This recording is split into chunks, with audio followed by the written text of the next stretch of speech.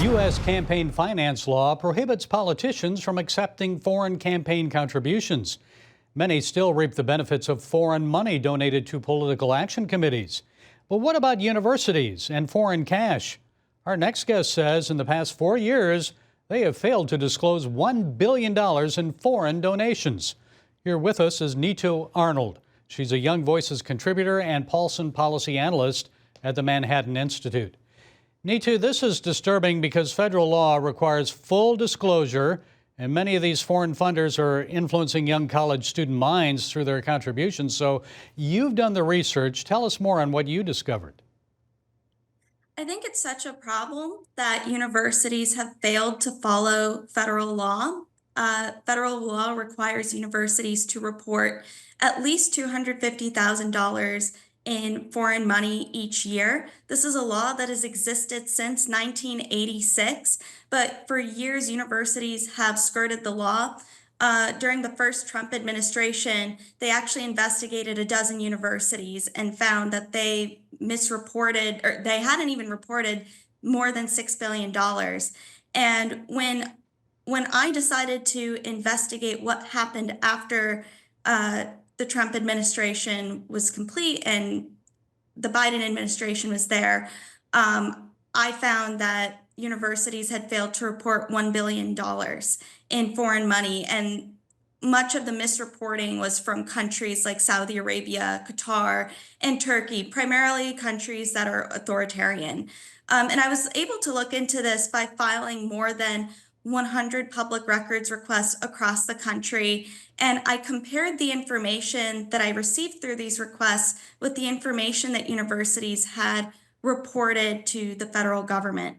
And so what I really learned through this process was that it's so important that we have enforcement mechanisms, that there are penalties in place so that universities have an incentive to report these funds. It would also be great to see audits. Well, tell me which universities are the worst offenders and why are they not abiding by the law? Well, I mean, there were several universities that just had not reported their funds throughout the past 4 years. One university that caught me by surprise was actually Texas A&M University, in part because they were actually one of the universities that was investigated by the Trump administration.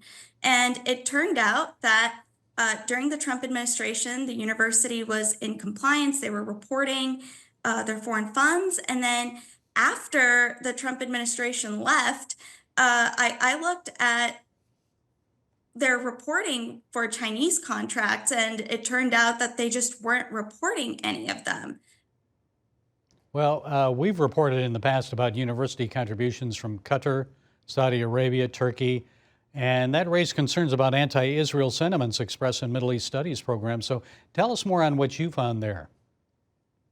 Right. So I think one thing that was interesting about my research was that I was actually able to see the donors and why they were donating to the universities in the first place. I think that's actually one of the flaws with the federal reporting requirements.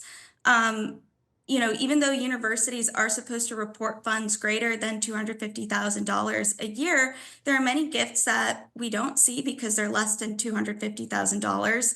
I would also say that we don't know who the donors are, and that was something I was able to see. I was at Columbia University. I saw many donations from Turkey, from the Sabanci family, from Coke Holding Company. I thought that was very interesting to see. I saw many gifts that were way under the 250,000 threshold that were from the Qatar Foundation. And so I think it's so important to know who is donating to our universities and the purpose, whether it's going for cancer research or is it going to influence our curriculum. Well, there can be bundling also, I'm sure. So they make several donations through different families and companies in those countries and stay under that threshold. So what about the influence of China through Confucius classrooms? Yeah, so I think Confucius Classrooms is something that affects K through 12 more, but I did see many gifts that were coming from China that were not reported. There were several gifts that were coming for the Confucius Institutes that had not been previously reported. And again, I think that's why it's so important that we have transparency, that there is enforcement, and that we're actually aware of these transactions in a timely manner. Okay, Neetu Arnold, a Young Voices contributor and Polson policy analyst at Manhattan Institute. I know you're saying, look, we just need more transparency and compliance here. And enforcement. Thanks for Yes. joining us. We appreciate it. Thank you so much.